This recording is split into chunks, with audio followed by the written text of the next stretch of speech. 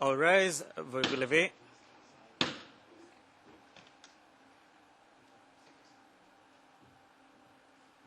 The International Criminal Court is now in session. L'audience de la Cour pénale internationale est ouverte. Please be seated. Veuillez vous asseoir.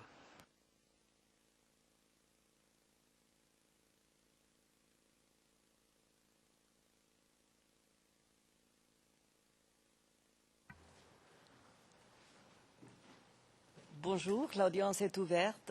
Monsieur le greffier d'audience, appelez l'affaire, s'il vous plaît. Oui, Madame le Président. Situation en Côte d'Ivoire dans l'affaire Les procureurs contre Laurent Gbagbo. Référence de l'affaire ICC 02 11 01 11. Je vous remercie. Je constate que M. Gbagbo est de retour. Vous vous sentez bien? Est-ce qu'il y a des changements dans les équipes? Pas de changement, Madame la Présidente. Okay. Bon, alors on va recommencer. La parole est au bureau du procureur. Merci, Madame la Présidente. Honorable juge, tel que mentionné hier, donc la dernière présentation de l'accusation sera présentée par M. Gardmetzer. Et tel que mentionné, il est possible qu'elle déborde le cadre de l'heure stricte. Toutefois, je crois qu'il serait préférable de prendre la pause et donc il est prévu que nous arrêtions et revenions dans la deuxième heure. Je laisse maintenant la parole à mon collègue. Merci. Pardon, excusez-moi, je n'ai pas bien compris. Vous dites que vous allez vous arrêter et recommencer après. OK. Pas de problème pour nous. OK, merci. Good afternoon. Monsieur Gardmetzer, bonjour Madame le Président, Madame, Monsieur le juge. Je vais à présent vous présenter les faits et les éléments de preuve pertinents pour l'établissement de la responsabilité pénale individuelle de Monsieur Gbagbo. L'accusation allègue que M. Gbagbo a engagé sa responsabilité pénale individuelle pour les crimes qui lui sont reprochés en tant que coauteur indirect au sens de l'article 25, 3A. Ma présentation portera sur la manière dont M. Gbagbo a contribué à la réalisation des éléments objectifs des crimes. Ensuite, je vais me pencher brièvement sur les autres éléments de la coaction indirecte et ajouterai quelques remarques relatives à l'autre qualification juridique de l'accusation au sens de l'article 25.3d du statut. Madame le Président, Madame, Monsieur le juge, les éléments de preuve établissant un lien entre M. Gbagbo et les crimes doivent être examinés à la lumière des faits incriminés qui ont fait l'objet d'une discussion hier. Ces éléments de preuve démontrent que les 4 incidents ont été exécutés par une structure de pouvoir bien organisée, d'une manière coordonnée et dans la poursuite d'un plan commun. Mais plus important encore, cet élément de preuve montre que les forces pro-Gbagbo ont agi dans la poursuite ou en application des ordres, en exécution des ordres de M. Gbagbo. Et donc, ces éléments de preuve permettront d'établir le lien entre le terrain et les supérieurs. Après quoi, il ne reste plus qu'un pas à franchir pour établir un lien entre M. Gbagbo et les crimes. M. Gbagbo était le président de la Côte d'Ivoire et le commandant en chef de l'armée. C'était lui qui contrôlait de facto et de jure les forces pro-Gbagbo. Je vais à présent décrire la manière dont M. Gbagbo a contribué à la réalisation des éléments objectifs des crimes. Le comportement de M. Gbagbo peut être classé en 6 formes de contribution, dont chacune était essentielle pour l'exécution du plan commun et à la commission des crimes qui lui sont reprochés. Premièrement, M. Gbagbo a défini et adopté le plan commun. Deuxièmement, il a créé une structure pour exécuter ce plan commun. Troisièmement, M. Gbagbo a fourni à ses forces des armes. Quatrièmement, il a coordonné l'exécution du plan commun. Cinquièmement, M. Gbagbo a donné des ordres à ses subordonnés et les a incités à exécuter le plan commun. Et enfin, il a encouragé ses subordonnés à commettre les crimes. Je vais donc aborder toutes ces formes de contribution une après l'autre. D'abord, Gbagbo a défini et adopté le plan commun. Mon collègue, M. Duterte, a discuté des éléments de preuve qui démontrent que M. Gbagbo, de concert avec des membres de son entourage immédiat, ont adopté une politique visant à le maintenir au pouvoir par tous les moyens, y compris en lançant des attaques violentes contre ses adversaires politiques et en ayant recours à la force létale contre eux. Cette politique, Madame le Président, Madame, Monsieur le Juge, constitue un plan commun au sens de l'article 25.3a. Monsieur Gbagbo a créé et endossé le plan commun, un plan qui s'est articulé autour de lui. C'était pour le maintenir, lui, au pouvoir. Et ce plan a été exécuté par des forces sous son contrôle.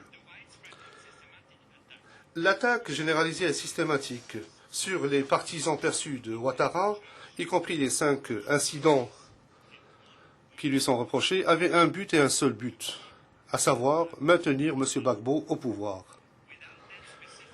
Sans ce dessein spécifique défini par M. Gbagbo, les crimes n'auraient pas été commis.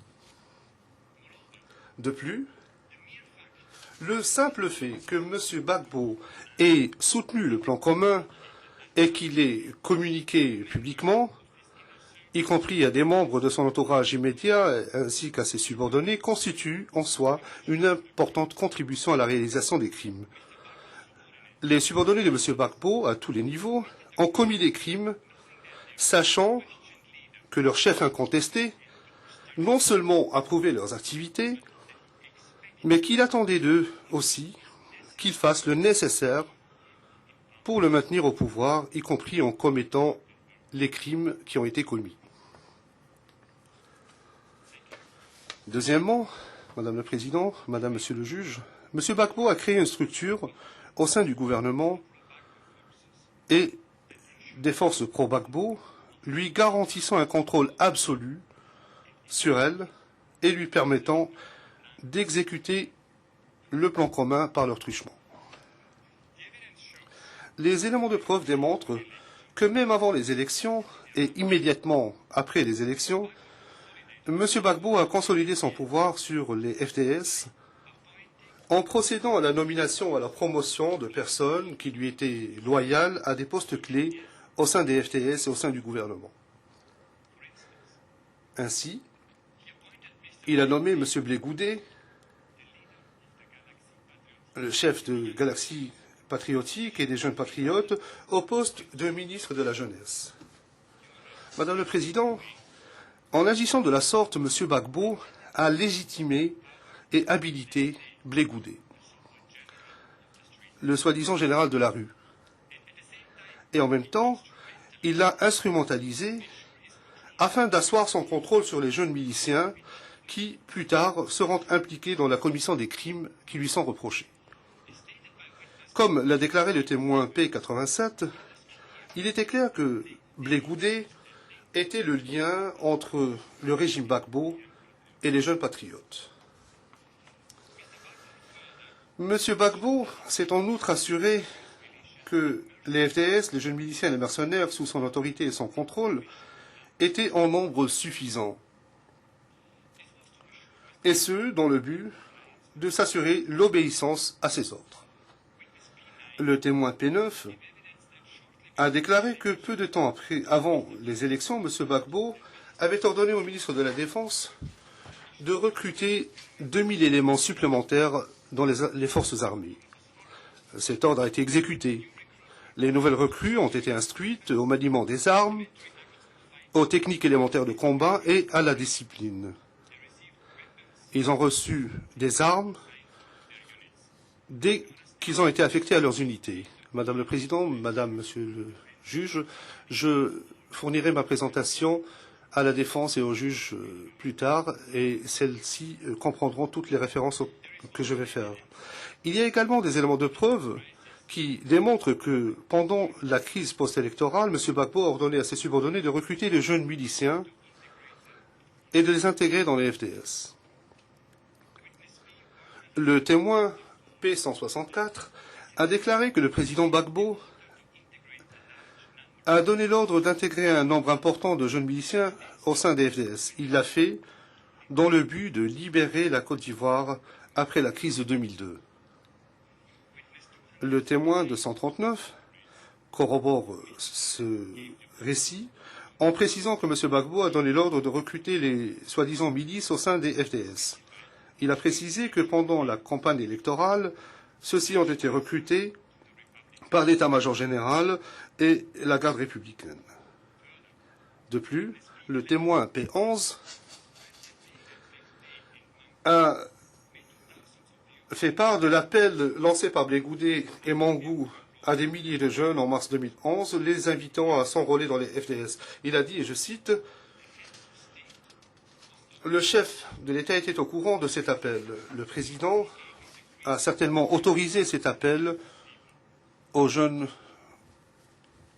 Fin de citation. De plus, le témoin P44 corrobore le fait que Blegoudé suivait des ordres directs émis par le président Gbagbo. Selon lui, Blegoudé n'aurait pas pu demander aux jeunes d'ériger des barrages routiers afin de manifester dans la rue ou de s'enrôler dans l'armée s'ils n'avaient pas été invités à le faire par le président. Là encore, cet ordre a été exécuté et les éléments de preuve démontrent que des milliers de jeunes ont été mobilisés et recrutés dans les FDS. M. Gbagbo a également supervisé le recrutement de mercenaires avant et pendant la crise post-électorale. D'après un échange de courriel en date du 19 décembre 2011 entre M. Anselme Seka, un proche de M. Gbagbo, et M. Joël Dib, M. Seka se serait renseigné sur les conditions relatives au recrutement de combattants étrangers afin d'être déployés en Côte d'Ivoire. M. Dib a répondu qu'il pouvait mettre à sa disposition 3000 ex-membres des forces spéciales de la marine américaine. Il a précisé qu'il serait responsable uniquement devant M. Seka et le président Gbagbo et que ces forces pouvaient être déployées dans les 15 jours, et je cite, si le président approuve cette décision. Fin de citation. Référence 0021-1290. En outre, un document manuscrit saisi par l'accusation dans la chambre à coucher de M. Gbagbo, dans sa résidence présidentielle, indique que le 28 avril 2010, un ancien ministre du gouvernement Gbagbo a rencontré 3 personnes et leur a remis plus d'1 million de francs CFA afin de recruter 40 mercenaires du Libéria. Voir référence 0018-0084. Un autre document, en date du 1er mars 2011, également saisi dans la chambre à coucher de M. Gbagbo, dans sa résidence présidentielle, porte sur ce, et je cite, la redynamisation et la réorganisation des FDS pour la sécurisation totale d'Abidjan. Fin de citation. Une des propositions faites dans ce document consiste, et je cite, à recruter 50 mercenaires chevronnés et professionnels afin de soutenir les FDS. Fin de citation. Voir référence ERN 0018-0067. Madame le Président, ces 2 derniers documents que je viens de l'indiquer ont été tous deux saisis dans la chambre à coucher de M. Gbagbo, dans sa résidence privée. Et ces documents démontrent ce qui occupait véritablement l'esprit de M. Gbagbo avant les élections et peu de temps après. Ces documents montrent en effet comment il a préparé les élections et comment il a réagi aux résultats, en recrutant des mercenaires professionnels. Let me continue. Permettez-moi de poursuivre. M. Gbagbo a fourni des armes aux forces pro-Gbagbo, donnant ainsi aux auteurs physiques de ces crimes les moyens d'exécuter les crimes. Les éléments de preuve démontrent que M. Gbagbo contrôlait une quantité considérable de munitions et d'armes qui étaient entreposées dans le sous-sol du palais présidentiel. Par exemple, le témoin P44 a déclaré avoir vu des caisses d'armes lourdes, de lance-roquettes et de mitrailleuses dans le sous-sol du palais présidentiel. Des camions de l'armée arrivaient pour collecter ces armes et les distribuer dans les camps militaires. Avant la crise post-électorale, M. Gbagbo avait ordonné à ses subordonnés d'acheter des armes supplémentaires. Le témoin P9 a affirmé que M. Gbagbo était très préoccupé par les difficultés à recevoir des armes.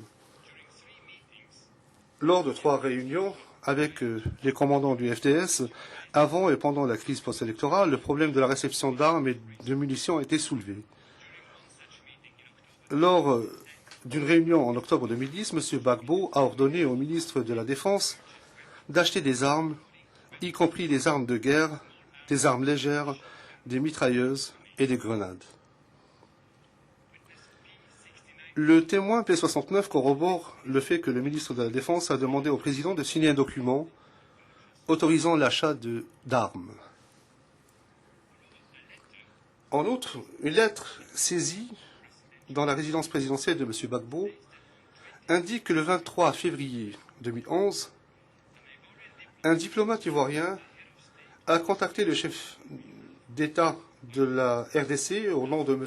Laurent Gbagbo, lui demandant notamment de lui fournir de l'équipement militaire et policier, voire 0018-0264. Les efforts de M. Gbagbo pour obtenir des armes ont été couronnés de succès. En effet, selon un rapport d'un panel d'experts spécial des Nations Unies, avant et immédiatement après les élections de novembre 2010, des grandes quantités d'armes et de munitions ont été achetées par des membres de son entourage immédiat. Je porte votre attention sur la référence 0021-0125, paragraphe 33. M. Gbagbo, ensuite, fournit des armes et des munitions à ses forces. Le témoin P10 raconte que lors de 2 réunions avec M. Gbagbo, entre M. Gbagbo et les chefs des FDS, réunions qui ont eu lieu en février 2011, M. Gbagbo a assuré à ses troupes qu'il allait résoudre tout problème relatif à la pénurie d'armes et de munitions.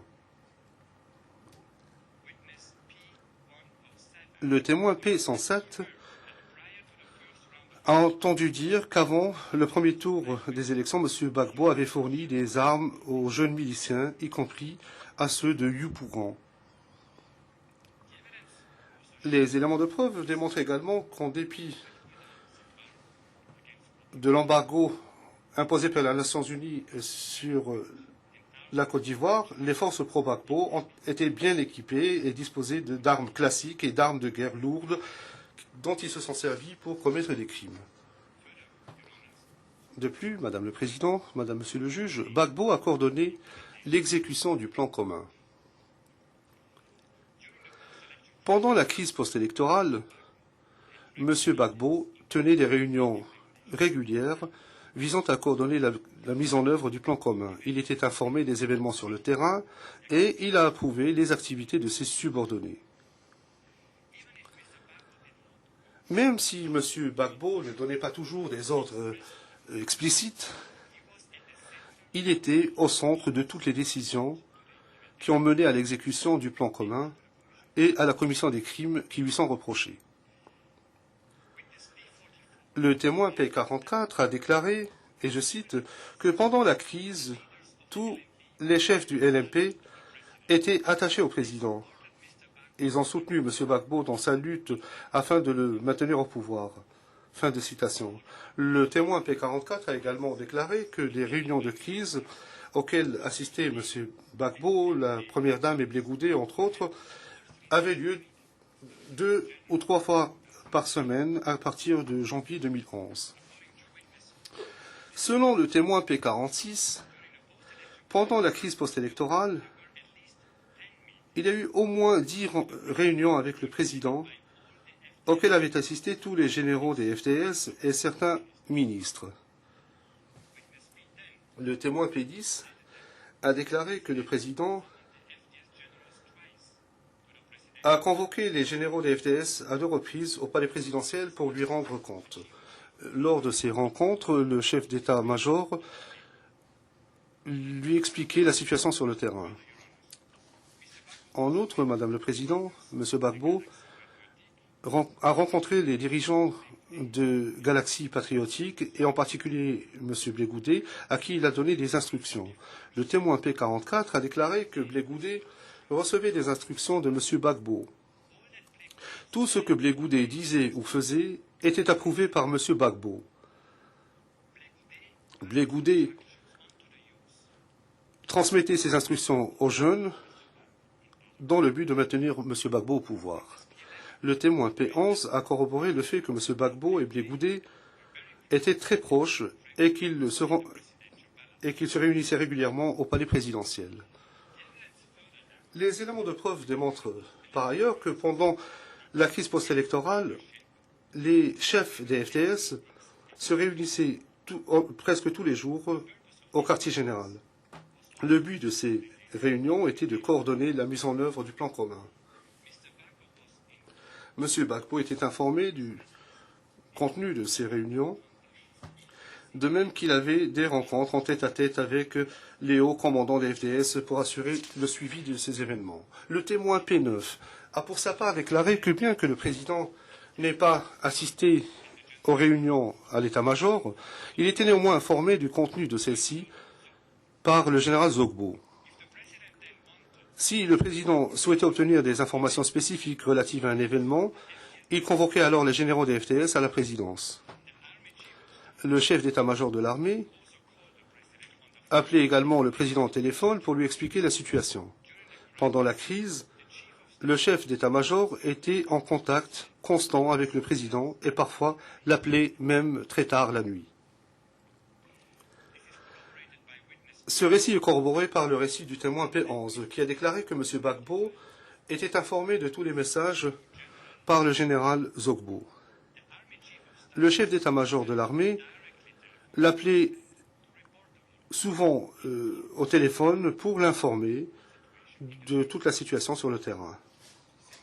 De la même manière, le témoin P10 a affirmé que le président était au courant de ce qui se passait sur le terrain parce que le chef d'état-major de l'armée lui faisait des rapports régulièrement.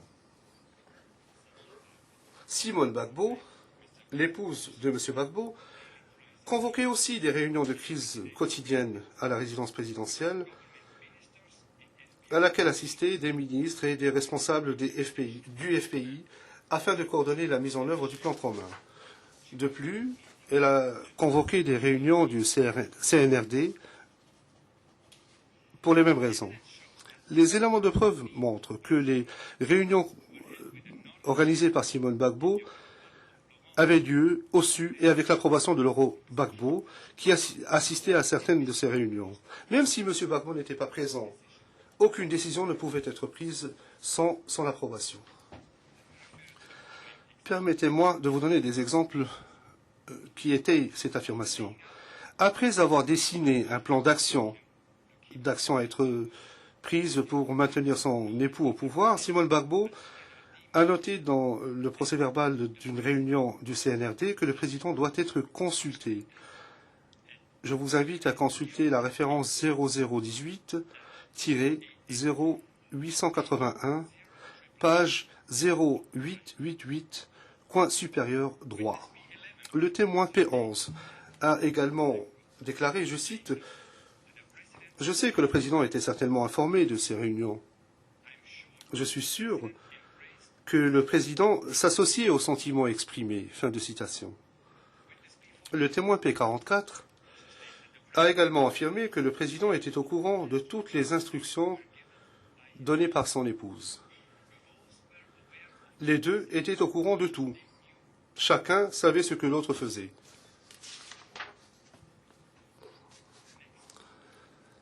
Gbagbo instructed M. Gbagbo a donné des instructions à ses subordonnés et les a incités à mettre en œuvre le plan commun. Les crimes qui lui sont reprochés correspondent aux ordres et aux actes d'incitation de M. Gbagbo et ils en sont le résultat direct. Permettez-moi de passer en revue les différents ordres. Premièrement, M. Gbagbo a donné l'ordre de déployer des forces armées contre les manifestants politiques. En décembre 2010, lorsque les partisans de Ouattara ont commencé à manifester dans les rues d'Abidjan, M. Gbagbo a donné l'ordre aux forces armées de, et je cite, « s'occuper de la situation ». Fin de citation. Cet ordre a mené directement à la réalisation des crimes commis dans le contexte des manifestations de la RTI, ainsi que les crimes commis le 3 mars 2011 à Abobo. Cela a ouvert la voie à l'intervention de l'armée avec des armes de guerre contre des manifestants politiques pacifiques. Le témoin P9 a déclaré qu'en décembre 2010, M. Gbagbo a signé un décret en vertu duquel il exigeait des forces armées, sous la direction du chef d'état-major de l'armée, de prêter main forte à la police et à la gendarmerie. M. Gbagbo voulait utiliser toute la force de l'armée et de ses armes de guerre pour mettre fin à la violence. Interrogé par l'accusation au sujet de cette violence, le témoin P9 a déclaré que les partisans de Ouattara ont organisé des manifestations après l'annonce des résultats des élections. Le témoin P10 a corroboré ce fait en précisant que M. Gbagbo a ordonné au chef d'état-major de prendre le contrôle des opérations.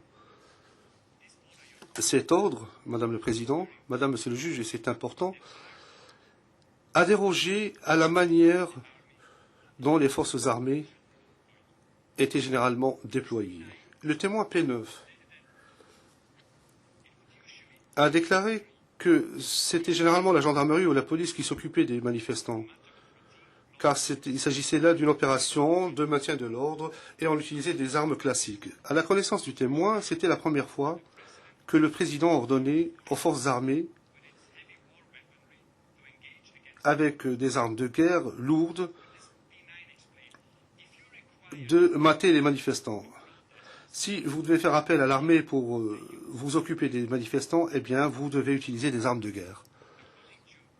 Selon le témoin P9, le président voulait que l'on mette fin rapidement à ces manifestations. Il voulait que l'armée trouve une solution définitive au problème. Il a déclaré par ailleurs que tous les hauts commandants des FDS se sont réunis pour discuter des instructions de M. Gbagbo. Ils ont conclu que, d'après leur appréciation de ce qui se passait sur le terrain, l'intervention de l'armée n'était pas nécessaire. Il aurait été suffisant d'envoyer la police et utiliser des armes classiques. Le témoin P9 a dit que l'ordre du président a été exécuté parce que les FDS sont obligés d'exécuter les ordres du président. Le témoin P10 corrobore ce témoignage. Il a ainsi déclaré que pour s'occuper des manifestants d'une manière générale, eh bien, cela c'est le rôle de la police. On utilise des gaz lacrymogènes pour disperser les foules. Cependant, lorsque l'armée est déployée, celle-ci utilise le vaste éventail d'armes de guerre dont elle dispose. Un deuxième ordre a été donné par M. Gbagbo, celui d'arrêter la marche des partisans de Ouattara vers la RTI. Comme vous l'avez déjà entendu dire, les partisans de Ouattara ont annoncé l'organisation d'une marche pacifique vers le siège de la RTI le 16 décembre 2010. M. Gbagbo a ordonné au FDS d'utiliser tous les moyens nécessaires pour empêcher les manifestants pro-Ouattara d'arriver à la RTI.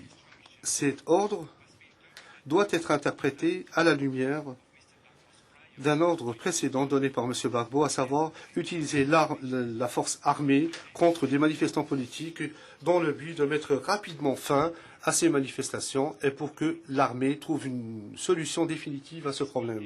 Le témoin P10 a indiqué que bien avant les manifestations, des arrangements ont été pris pour composer avec ces manifestations. La veille, le chef d'état-major de l'armée a convoqué les généraux de la FDS pour discuter des mesures à prendre par chaque unité lors des manifestations. Le témoin P10 a indiqué expressément que le chef d'état-major a reçu des instructions en ce sens du président et de 2 ministres.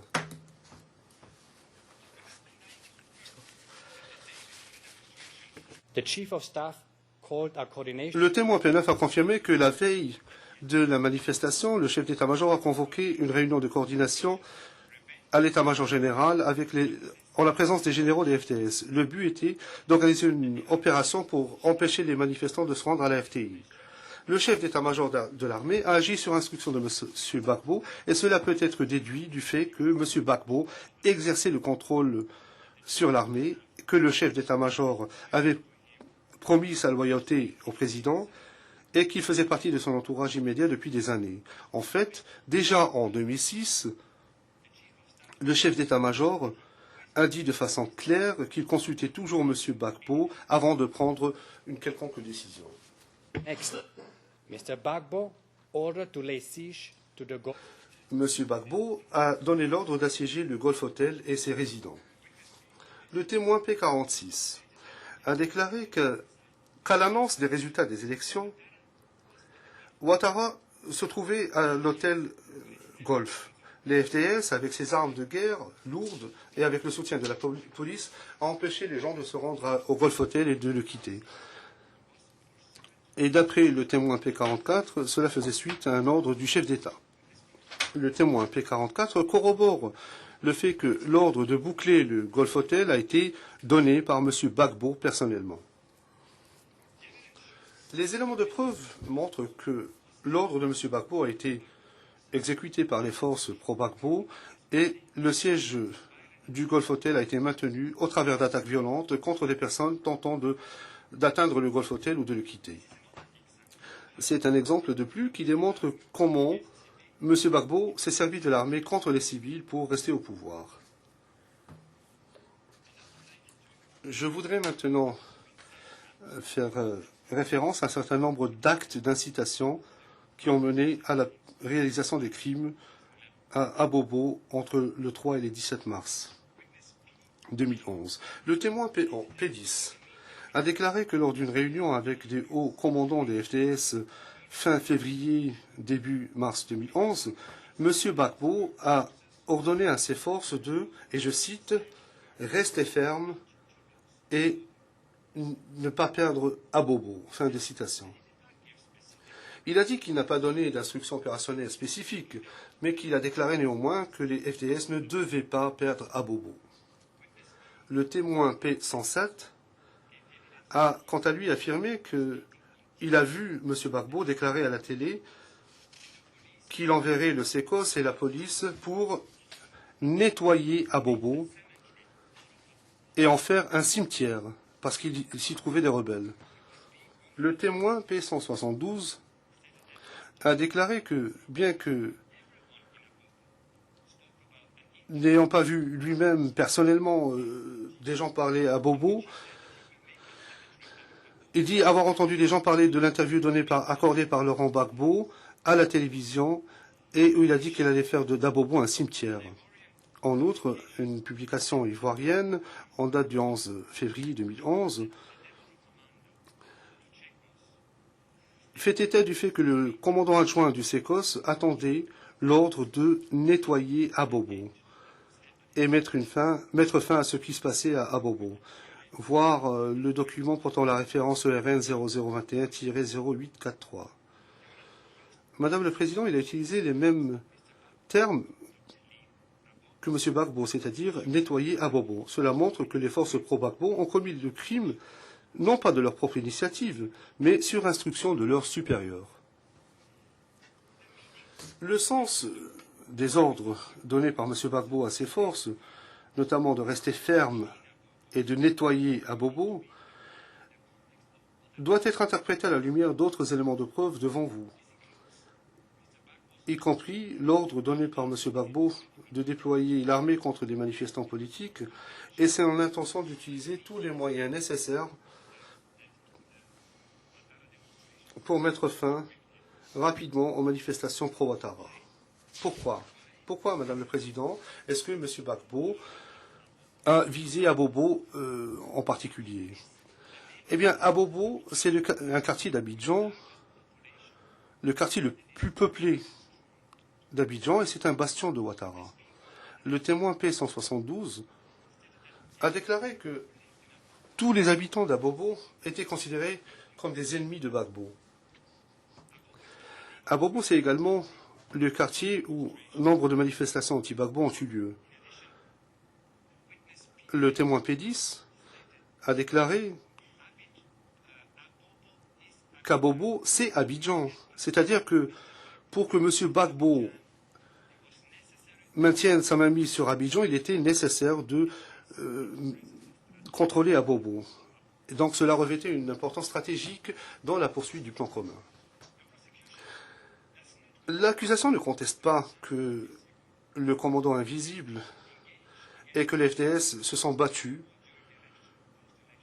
les uns contre les autres à Abobo pendant la violence post-électorale. Cela dit, en l'espèce, nous devons nous pencher sur les crimes qui ont été commis par les forces pro-Gbagbo contre les civils à Abobo. Ces crimes n'ont absolument rien à voir avec une quelconque activité du commandant invisible. Attaquer une marche de femmes ou bombarder un marché en plein jour ne pourrait en aucun cas être perçu comme étant un combat contre le commandant invisible. Ces crimes ne sont pas des dommages collatéraux, ils ne font pas non plus d'activités des FDS qui soient légitimes.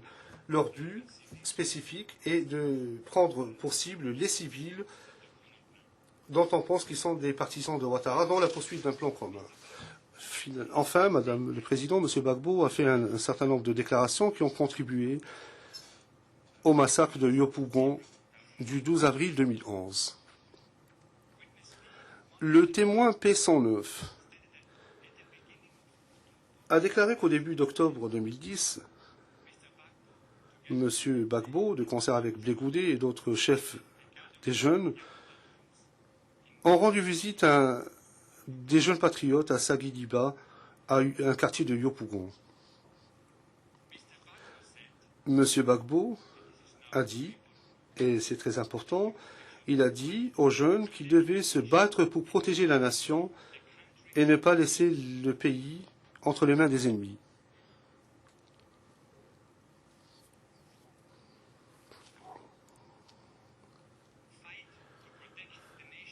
Ils devaient se battre pour protéger la nation et ne pas laisser le pays entre les mains des ennemis. Madame le Président, Yopougon était un bastion de Gbagbo. Après cette visite, M. Gbagbo a assuré, par le truchement de Blegoudé, que ses partisans à Yopougon étaient prêts à se battre. Selon le témoin P108, Blegoudé a visité les parlements de Yopougon à plusieurs reprises. Le témoin P109 corrobore le fait que Blegoudé ait tenu plusieurs réunions avec des partisans de Gbagbo à Yopougon. Ces réunions ont mobilisé un nombre important de personnes et dans ses discours, Blegoudé exhortait les jeunes à protéger leur président et leur a demandé de surveiller leur quartier contre les rebelles. Comme nous l'avons indiqué précédemment, M. Gbagbo a fourni à ses forces des armes. Le témoin P108 a entendu dire qu'avant le premier tour d'élection, M. Gbagbo a fourni aux jeunes miliciens des armes, y compris à ceux de Yopougon. Le témoin P108 a déclaré que des armes étaient stockées dans les parlements de Yopougon et que lui, ainsi que le témoin 109 en vue des jeunes patriotes armés dans les rues de Yopougon.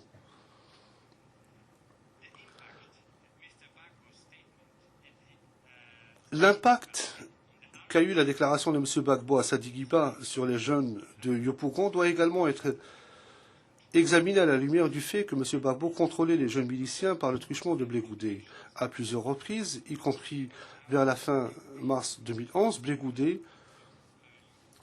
exhortait les jeunes miliciens de Yopougon à s'enrôler dans l'armée pour faire en sorte que M. Gbagbo soit maintenu au pouvoir.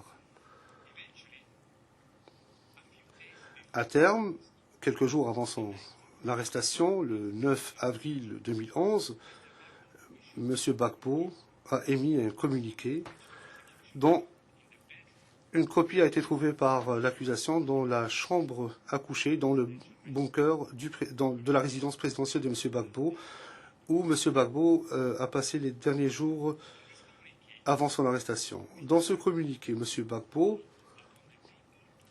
exhortait le peuple à poursuivre la résistance et à se battre contre, et je cite, Ouattara et ses terroristes. Fin de citation, voire référence 0018-0564.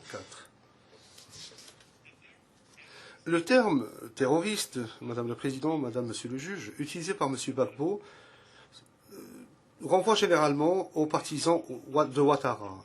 M. Gbagbo et des membres de son entourage immédiat ont déjà utilisé des termes dégradants comme bandit pour faire référence à ses partisans. Par exemple, lors d'une réunion du Conseil des ministres en date du 22 février 2011, le Premier ministre a déclaré, et je cite, « Nous devons utiliser le terme terroriste lorsque nous parlons des manifestants. » Fin de citation. Vous pouvez trouver cette citation à la référence 0025-0082 à la page 0084. Les éléments de preuve démontrent que ce communiqué a été distribué au groupe de soutien de Gbagbo et j'attire votre attention en particulier à la note de page 386 du document de notification des charges. Il a été publié au moment où l'FDS était en train de se désintégrer. Néanmoins, M. Gbagbo souhaitait poursuivre la mise en œuvre du plan commun et à exhorter les forces qui continuaient de lui être loyales, notamment les jeunes miliciens, les mercenaires et les forces FDS qui restaient. L'arrestation de M. Gbagbo le 11 avril a déclenché le massacre de Yopougon. Ses partisans se sont vengés pour l'arrestation de leur chef. Mais son arrestation ne signifie pas que le plan commun a cessé d'exister. En fait, comme le démontre le communiqué de M. Gbagbo, publié quelques jours auparavant, lorsque M. Gbagbo était déjà assiégé dans son bunker par des forces ennemies et que son arrestation physique n'était qu'une question de temps, il a exhorté ses forces à poursuivre le combat. Il n'a pas demandé que l'on poursuive le combat contre les forces ennemies, il leur a demandé de continuer de se battre contre Ouattara et ses partisans politiques. Il voulait que la lutte de pouvoir violente se poursuive. Cela montre, Madame le Président, Madame, Monsieur le Juge, que le plan commun était censé continuer même après l'arrestation de M. Gbagbo. En fait, comme le démontrent les éléments de preuve, les forces pro-Gbagbo ont continué à commettre des crimes même après son arrestation. Et au moins jusqu'au 8 mai 2011, y compris lors du massacre de Yopougon, survenu le 12 avril 2011. The next form. L'autre manière dont M. Gbagbo a contribué à la commission des crimes, c'est en encourageant ses subordonnés à commettre des crimes. Le 27 août 2010, M. Gbagbo a prononcé un discours devant un grand nombre d'officiers de police à Divo. Dans le cours de ce discours, il a demandé à ses forces spécifiquement de ne pas remettre en cause les ordres donnés par leurs supérieurs. Il leur a indiqué qu'ils ne seraient pas sanctionnés, quelles que soient les mesures qu'ils prendraient. M. Gbagbo, En outre, a encouragé ses subordonnés à commettre les crimes en ne prenant pas les mesures qui étaient en son pouvoir et son autorité pour prévenir, réprimer et sanctionner la commission de crimes. Les attaques de grande échelle et systématiques contre les partisans de Ouattara ont été commis pendant une longue période de temps. M. Gbagbo était bien informé de la situation sur le terrain, entre autres par le biais de ses généraux FDS, mais il n'est pas intervenu. Ceci, simplement, a encouragé les forces pro-Gbagbo à continuer à commettre des crimes pour mettre en œuvre le plan commun. En outre, M. Gbagbo a encouragé ses subordonnés à commettre des crimes en leur fournissant un motif personnel de faire tout ce qui était nécessaire pour le maintenir au pouvoir. M. Gbagbo a dit clairement à ses subordonnés qu'en fait, leur carrière dépendait de son maintien au pouvoir. Le témoin 239 a déclaré que M. Gbagbo avait répété à plusieurs reprises à ses généraux chevronnés des FDS que s'il tombait lui-même, ils tomberaient tous. Le témoin 239 a également déclaré que M. Gbagbo avait promis aux jeunes patriotes qu'il serait incorporé dans l'armée en cas de victoire. Incorporé dans l'armée en cas de victoire. Ces éléments de preuve montrent également que tout au long de sa présidence et même pendant la violence post-électorale, M. Gbagbo versait des allocations mensuelles aux dirigeants des jeunes miliciens. Je vais poursuivre en évoquant les autres éléments de la coaction indirecte,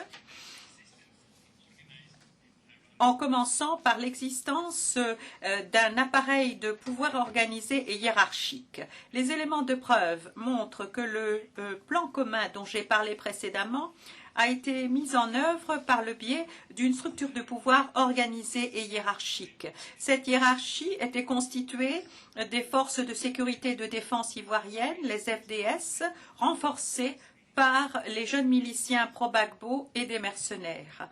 Dans le document contenant les charges, paragraphes 59 à 67, l'accusation fait référence à cette hiérarchie comme étant les forces pro-Gbagbo. Nous avons d'ailleurs utilisé cette expression, les forces pro-Gbagbo, tout au long de notre présentation. Les FDS comptent 5 branches qui étaient impliquées dans la commission des crimes. Ces 5 branches sont les forces armées, la gendarmerie, la garde républicaine, le SECOS et la police. Chacune de ces 5 branches était dirigée par un membre de l'entourage immédiat de M. Gbagbo qui devait, en bout de course, rendre des comptes à M. Gbagbo, soit directement, soit par le biais d'un des ministres du gouvernement de M. Gbagbo. Le témoin 9, par exemple, témoigne de ce que pendant la période de crise, le chef d'état-major coordonnait les forces armées, la gendarmerie et la police. Sur le terrain, le directeur de la police était responsable de la direction des opérations de la police, de la gendarmerie et de SECOS. Le soir, ils se réunissaient tous à l'état-major pour faire le point avec le chef d'état-major. Les éléments de preuve montrent également que les FDS avaient une structure de commandement et des chaînes de rapports hiérarchiques clairement définies et que des ordres étaient donnés par les commandants et relayés à leurs subordonnés. Le témoin 9 décrit le fait que pour chaque opération, le chef d'état-major évaluait la situation et ensuite assignait des missions à chaque unité. Il donnait l'ordre de lui faire rapport, il donnait des ordres sur le moment où il fallait tirer et sur la manière de se comporter à l'égard de l'ensemble de la population. Chaque unité, chaque soldat sur le terrain était commandé par son propre chef à qui il devait rendre des comptes également. Ces chefs donnaient des instructions conformes aux ordres donnés par le chef d'état-major. D'après le témoin 9, le chef d'état-major faisait rapport au ministre de la Défense et ensuite au président Gbagbo, soit directement, soit par le biais du ministre de la Défense. Ceci est corroboré par le témoin 11, Madame le Président. Les éléments de preuve montrent également que M. Gbagbo et les commandants FDS étaient régulièrement informés par leurs subordonnés des événements sur le terrain. Les jeunes miliciens. Les jeunes miliciens constituent la deuxième composante des forces pro-Gbagbo organisées hiérarchiquement. Avant 2010 et pendant la crise post-électorale, M. Gbagbo et son entourage immédiat se sont livrés systématiquement au recrutement de volontaires de la galaxie patriotique pour contribuer à la mise en œuvre du plan commun. Ces jeunes, engagés par M. Gbagbo, sont appelés les jeunes miliciens. Et certains individus étaient anciennement associés avec la galaxie patriotique. Ça n'a pas forcément une grande importance. Le plus important, c'est qu'ils ont toujours été instrumentalisés, utilisés par l'appareil de M. Gbagbo pour mettre en œuvre le plan commun. C'est ce que nous appelons les jeunes miliciens. Le témoin 44 décrit le fait que les jeunes patriotes étaient très bien organisés. Ils disposaient d'une base dans chaque district et chaque quartier avec un représentant pour chaque zone qui recevait des ordres d'un niveau supérieur de la chaîne de commande et transmettait ces ordres aux membres de leur base. Le témoin 44 déclare également que Blé Goudé était le chef de la galaxie patriotique. Il y avait plusieurs sous-chefs et chaque sous-chef avait des responsabilités spécifiques en ce qui concerne les ordres qu'il fallait donner aux jeunes de sa zone. Certains étaient responsables de donner des ordres en ce qui concerne l'érection de barrages routiers, d'autres la surveillance de personnes, d'autres encore l'expulsion de ceux qui étaient considérés comme des rebelles. Beaucoup de jeunes miliciens étaient armés et avaient suivi une formation militaire. Le témoin 44 a témoigné du fait que Blé Goudé disposait de 7000 jeunes qui avaient suivi une formation militaire dans la forêt Banco, à Yopougon et à l'intérieur du pays. Les jeunes miliciens étaient contrôlés par les FDS et menaient des opérations conjointes sous la direction des officiers FDS. Les éléments de preuve montrent que les jeunes miliciens étaient effectivement intégrés dans la chaîne de commandement des FDS.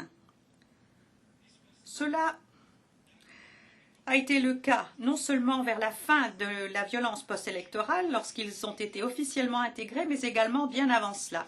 M. Gbagbo, d'ailleurs, s'est appuyé sur les jeunes miliciens comme faisant partie intégrante de ses forces armées tout au long de sa présidence.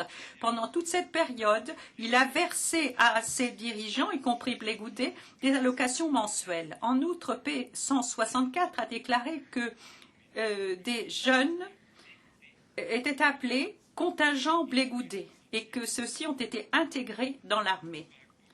Ils étaient pro-Gbagbo et étaient assurés d'une impunité totale pour tout ce qu'ils faisaient.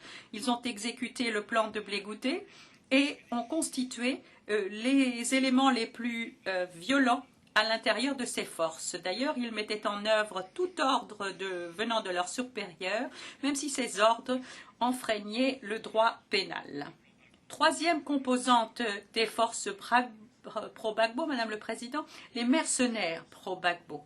Les éléments de preuve montrent que, avant et pendant la crise post-électorale, M. Gbagbo et son entourage immédiat ont systématiquement procédé au recrutement, au financement et à l'armement de milliers de mercenaires venant essentiellement du Libéria pour contribuer à la mise en œuvre du plan commun. Par exemple, P44 a déclaré que Bertin Cadet, le conseiller personnel de M.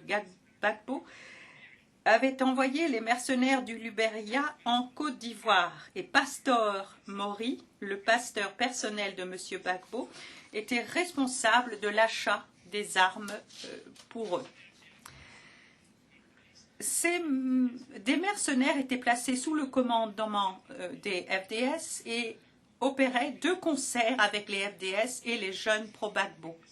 Par exemple, le témoin 9 a déclaré que la garde républicaine était soutenue par des mercenaires. Ils étaient recrutés, prenaient leur solde et ensuite faisaient ce qu'on leur disait de faire. Madame le Président, si cela est un bon moment pour ce faire, nous pourrions marquer la pause. Il nous reste à peu près 10 à 15 minutes après celle-ci. Je pense que c'est le bon moment, c'est bien l'heure. Et nous allons reprendre dans une demi-heure. All rise, vous vous levez.